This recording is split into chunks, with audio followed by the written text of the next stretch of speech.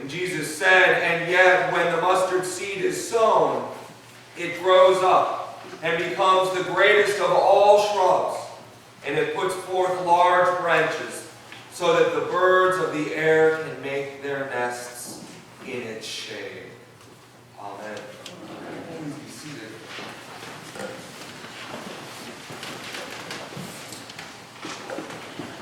Going to a national forest, you may have encountered walking into the woods a little bit, or having driven on the road into the forest a little bit, and it says in big signs, "Do not feed the bears."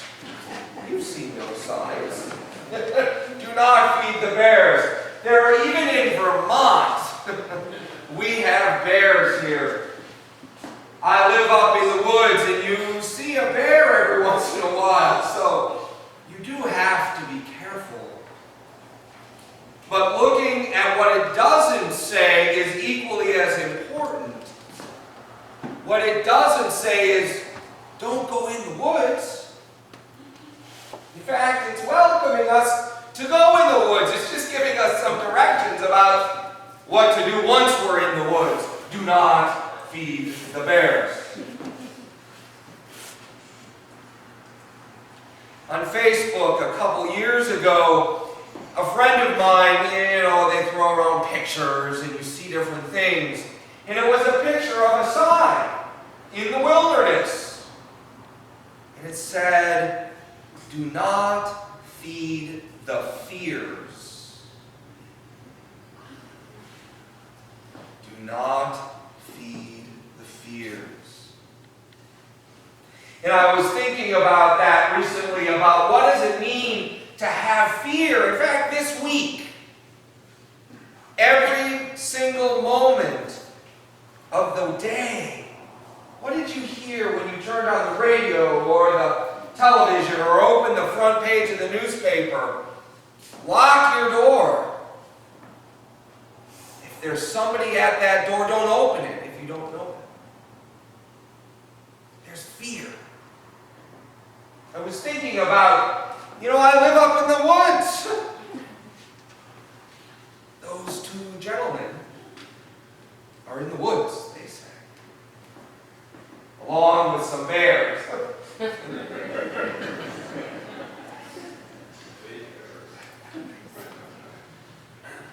There are many, many fears that we live with in our day and age. There are many things that we may want to lock the door and shut it and put up all those things so that we don't have to see what's out there. I think about our international crises. ISIS, or the Islamic State. Not those who follow Islam, but the Islamic State. That is fearful. There's also the fear of that thing we call the unknown, isn't there? We don't know what's going to go out there, and it's easy to shut the door. It's fearful. It's fearful to not know what's coming down the pipe.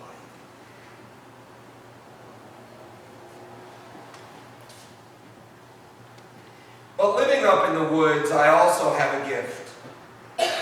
Our neighbors had a bear go into their swimming pool not long ago. It became friendly, we could say. And then there's bushes. Big bushes. And there are birds. It almost feels like I live in a rainforest sometimes. They're just chirping all over the place, and they fly into those bushes. And they fly out. And the world that God gave us as a gift is all around, including bears and bushes and birds.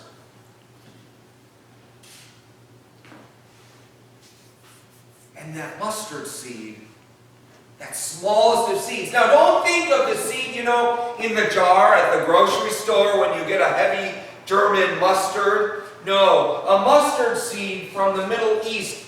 You need a magnifying glass to see it. It is so small. And out of it, Jesus says, grows the greatest of bushes. The greatest one. It's huge. They've tried to study what that might have looked like, 2,000 years ago. But Jesus gives us an image. The largest bush were these birds. Birds of the air. Fly in, fly out, circle around it, find some food in it, and make their nests. They're not afraid. They go calmly about their day. Feeding, nesting with the bear all around them. It is very interesting when you take a look at what it doesn't say as well.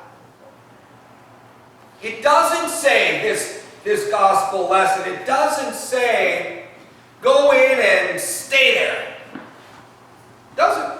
We know the birds have to fly around. It doesn't say to go there and just encapsulate yourself in that beautiful little bush. To hide. It doesn't say that. Jesus doesn't say about this bush and about these birds and about this finding of life something to cut off ourselves from the rest of life. Even one of the most challenging pieces that it says in that first lesson and in this lesson, that all the birds of the air, not just the ones that we want to fly into that bush, are also there. Every bird to find rest in the bush. A nest. I was thinking about nests as well. What happens in a nest? But new life. Right? Birds fly in there to lay their eggs. They don't just sit there for fun. They give birth to new life.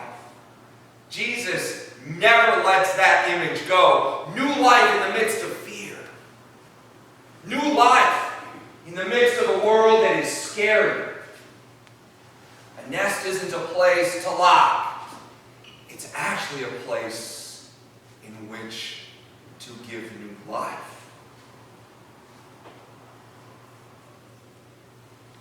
And I believe that what we are called to do today is to continue to look as what it doesn't say for us. Our homes, those places that we nest, we do nest in our homes. We've got a nice, comfortable bed and that chair and the television and this place at the dinner table. Those are the places we nest. Jesus says, go out and come back in. Go flitter around like the birds. You ready to do that, Cliff? Cliff is going to join me as we go into that world that may have fear.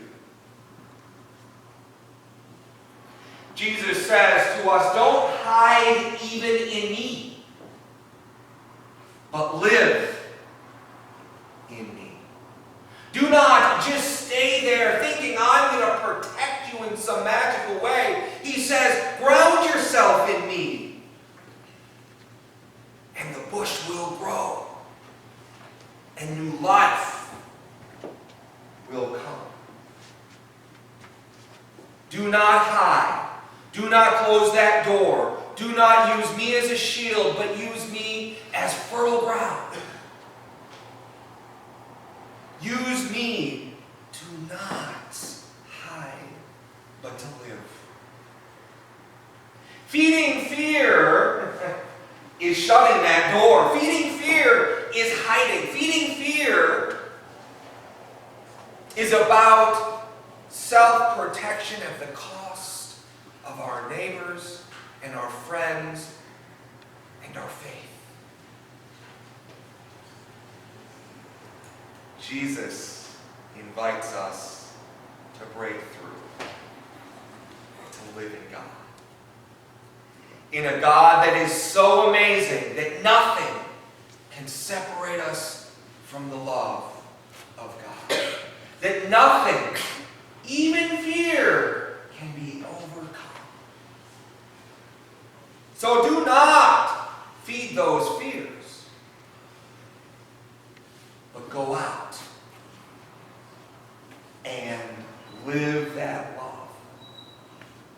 Live the love of God, share that love, and that fear will go away.